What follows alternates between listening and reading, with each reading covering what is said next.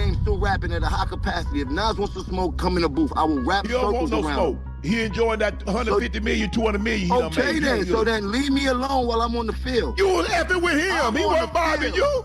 They don't really know who Nas is. If he's 22, he's born in 03. Not all of them, some of them. Jim Jones claimed to be more influential than Nas on Shannon Sharpe's program. Not just pertinent, but also crucial to the culture. And the moment he declared that, everything changed.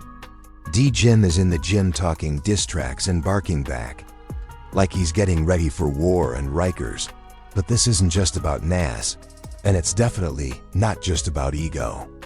It feels like 50 Cent is reminding the industry who's truly untouchable, and why some people have mysteriously avoided indictments. 50 Cent didn't respond with a post, and he didn't name names. Instead, he simply posted an old federal transcript on Instagram and let the streets do the math.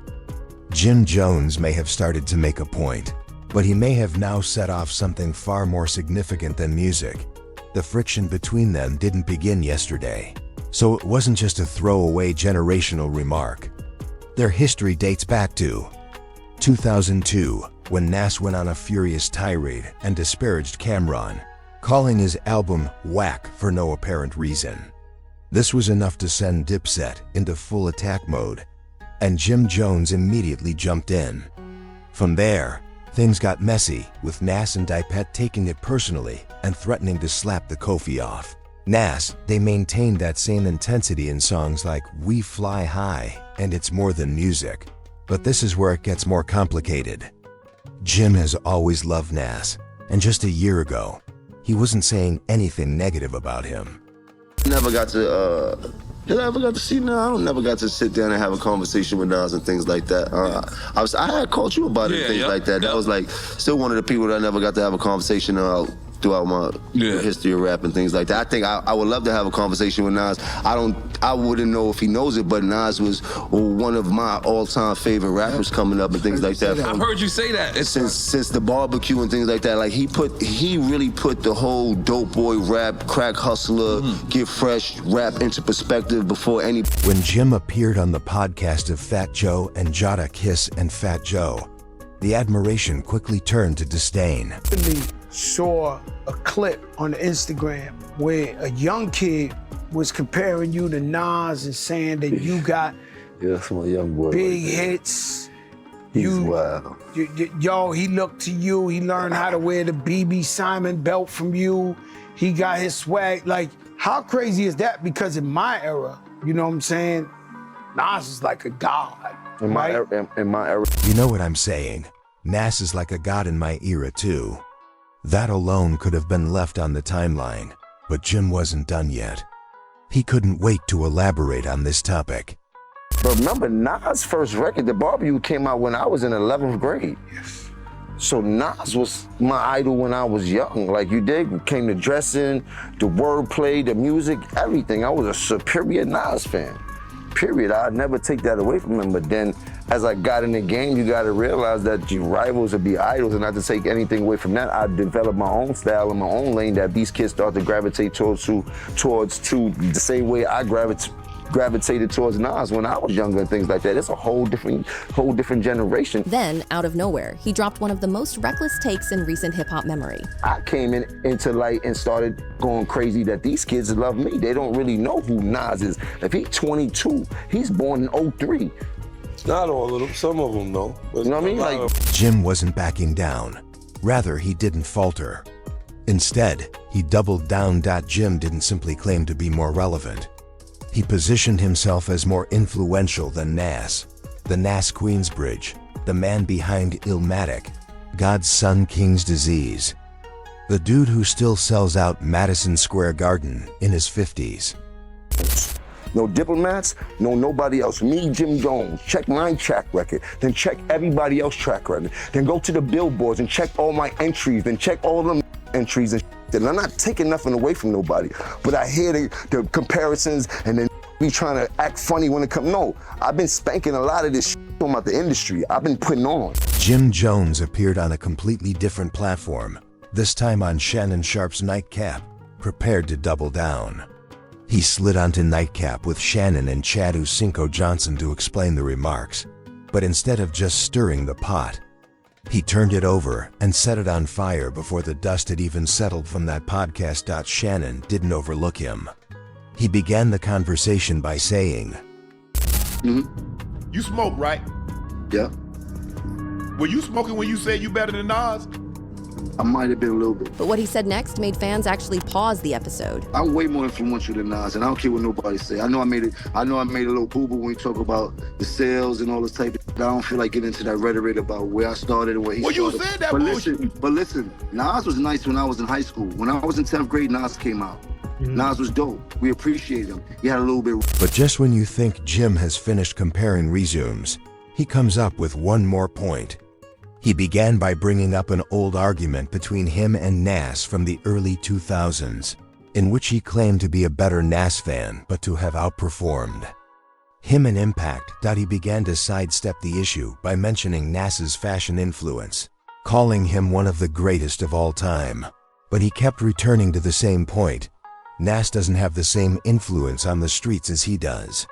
And DMX and all these other people, like, he Ain't never no had shame in that. There a lot of mofos came up with the Tom Brady. He never had that type of influence on us, except for his first album. I already told you, I used to want to dress like Nas because he had a lot of fresh clothes that the hustlers used to wear, and we used to see him on TV. He had one of the illest albums of all time. And then in high school when he had the barbecue and shit like that. So I'm a real fan of Nas, but he kind of lost me after the movie Belly and shit like that. Shannon wasn't having it, bro. But lyrically, I'm gonna keep it a stack with you. Yeah, Y'all but look ain't how ever you with dress. Nas. Look how you dress. You don't even be in the same places I be in. The But things I- that we, listen to I me, can be in the church house. You can't F with Nas lyrics. I don't know who told you that. Now look, y'all know you on that good stuff, but you not seeing Nas. Jim, meanwhile, became so upset that he began making fun of Shannon's attire.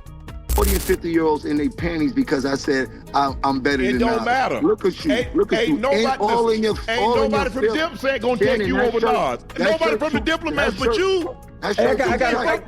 Hold on, That Jim. shirt Hold too on. tight. That shirt too Hold tight. on. That Jimmy, shirt too Jimmy. tight. You want to go back Hold to on. I really mean it? I really mean it started. We could go back to but I the just history, said, bro. for you to even Don't do say that. bro. By now, I was simply sitting there and watching Shannon and Jim fight.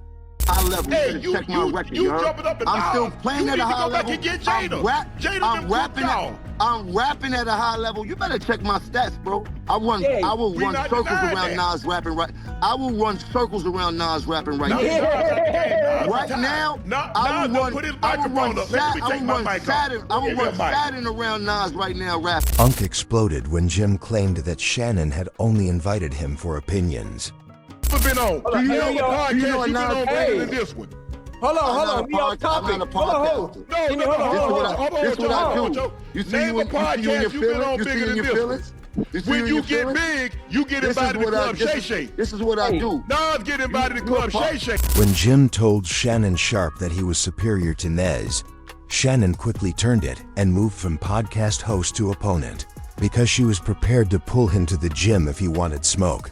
Shannon tested his body in addition to his bars. I'm bagging your clothes, big fella. You too big, man. You talk about you in the gym. Now you want to get me? You want me to see me in the gym? Oh, we could do Since that. you like to talk that ish, now come see me in the gym. We talking about Come working see out. me Or in the what gym. we talking about? Working out or strength? Whoa. Working What we out. talking about? Working out or strength? Work however you want to do it. We talking about Since work, you got money, if we talking about put working your money out, where I your burn mouth you. feels. If you got, so you talking about working Run out, I them burn stacks. you. You talking about working out, I burn you. You talking about working out or strength? Because you probably can lift a lot more than me. Whatever. You're bigger than me. You're probably stronger than Whatever. me. But if you talk about working out, I burn you. This ain't what you do. This ain't what you want. You Oh, are doing bro, good when you you better talk about Nas and Jada. You don't want to see this. Instead of retaliating directly, he attempted to turn the conversation into a gym flex in which he challenged Shannon to a workout war in an attempt to demonstrate his continued relevance and dominance in a new arena. However, while Jim was still engrossed in gym gimmicks, 50 had already made his move behind the scenes, and that one label was still sitting heavy in the background. Meanwhile, the audience was going crazy in the comment section of the internet, consuming the fact that a retired NFL Hall of Famer was now defending Nas. As one fan stated, Shannon did what Fat Joe and Jada should have done. Jones, you delusional. Shannon, thank you for bringing it up. And that's facts, because why were they so quiet during that interview? 50 had been watching the circus unfold from the shadows, and he wasn't laughing. But just when people thought this was done being hilarious, it turned petty, because that's when fans resurfaced the clip. Honestly, I can't, like, if it was like Jim Jones, imagine putting a pen to paper to write about him. Even so nice about him, how did you do that? What's the first sentence? What the fuck do you write about him? I'm not anxious to hear the Jim Jones diss record. Like, I'm like, yo, the used to have so nervous was like B.I.G., Pop, right? Even Cannabis, like Eminem, used to have you like, if we go at it, dog, we gotta go hard. You know what I'm saying? But these Jim Jones, like, I respect you getting your money. You're like, exactly, right? That is the height of rudeness. Jim didn't just get ignored by Nas back then, he got laughed off the stage, and in 2025. That same energy is back in circulation, but it didn't end there, because while Nas was staying quiet and Shannon was getting swole, someone else was watching everything from the shadows. As soon as 50 Cent caught wind of Jim's better than Nas claim, he didn't even blink, he just pulled out a few receipts from his bottomless petty archive and read one of the most controversial rumors in hip-hop history after calling Jim individual. One caption had the internet howling, because if you know, Individual 1 isn't just a nickname, it's a federal label straight out of a Tekashi 69 wiretap back in 2018. During Tekashi's 9 Trey Bloods trial, prosecutors played a phone call that they claimed featured Jim Jones, who was not named in court, but referred to as Individual 1. In that call, someone was allegedly instructing gang members to violate Tekashi for turning his back on the set. Jim's voice was never officially confirmed in court, and he was never charged, but the streets, blogs, and especially 50 never let that moment go. And now with Jim trying to puff up on podcasts and bait Nas into battle, 50 saw the perfect opening to remind everyone that the streets still remember.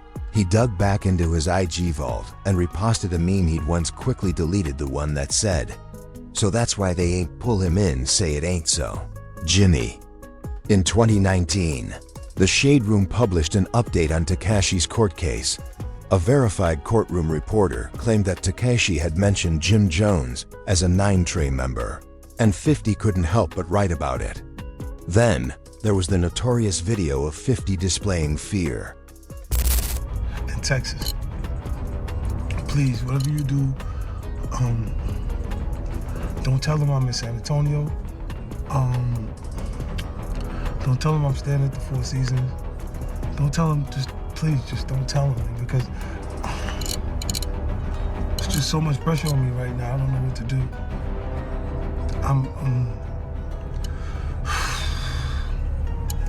I'm afraid for my life. I mean, Jimmy is gang, he wrote precisely. Jimmy was twitching while the internet was laughing.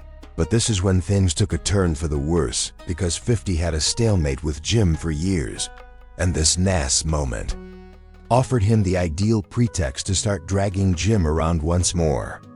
Things became messy back in 2007 when 50 Cent brought Jim Jones and Julie Santana out on stage during a G-Unit show, right in the middle of Dipset's internal chaos.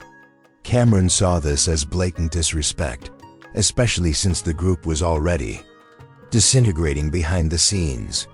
Then, in 2019, during Tekashi 69's federal trial, Jim Jones was named as Individual 1 in a wiretapped phone call that prosecutors played in court, even though Jim was never charged. The name stuck and the internet erupted with snitching rumors. Jim saw all of 50's posts, and for a minute he remained silent, posting a vintage Bird Gang era photo dripping with Dipset nostalgia. It read, "Why do you keep lying?" in the caption. LOL, until it's reversed for free, I'm returning to sleep. For free, male matrix. Jim didn't stop there. He posted another Jim flex with the caption, Somebody tell Shannon Sharpe not to start ducking this challenge now. Are you going to talk like a podcaster, or are you going to walk your talk? Because my sneaker's tied. You already challenged me in front of the world. Might as well finish the job, champ. Male Matrix is a shout out to his longtime friend who is serving more than 11 years on racketeering charges, which was a jab suggesting 50 was living in a fake world creating a fake narrative. Oh, Chinko, he said. He doesn't want to do it in public. Tell let's do it in private. I know his rep as an athlete is on the line as long as you're the witness. We don't duck no challenges. Size don't matter where I'm from, run it. So while 50 was trolling from the sidelines, Jim was gearing up like he was ready for war. And to top it off, Jim also posted this. If you 40 and up and arguing with me about Nez, you already lost. You all fell for the bait. My streams go up every time you all got viral. I'm teaching you older artists a lesson in marketing. You're all so stuck in yesterday. You're all mad at the way things run today. Tighten up. And then his caption said it all. I said what I said. P.S. I will wrap circles around any artist from my era. Whoever dares step into the booth, bring some money with you, cause this game ain't free. We outside in the field take that as you may, but we working every day. But the craziest part, while all this was going down, Nas stayed quiet. Meanwhile, Jim's still baiting, still challenging, still calling himself more influential. So if NS ever did step in, this wouldn't just be a diss, it'd be a lyrical execution. But fans are calling Jim out. Yeah. Boy, you should have never brought this up. Y'all are only 3 years apart, and Nas is just like murdering you. You asked us to look up the stats, and here they are. Like Jim Jones, like you got a couple songs. I mean, like literally, it's a couple. But we're talking about Nas. Let me show y'all Nas's last projects. Nas been getting it in since 2018. Jimmy, when the last time you put out an album? Oh, would you look at that?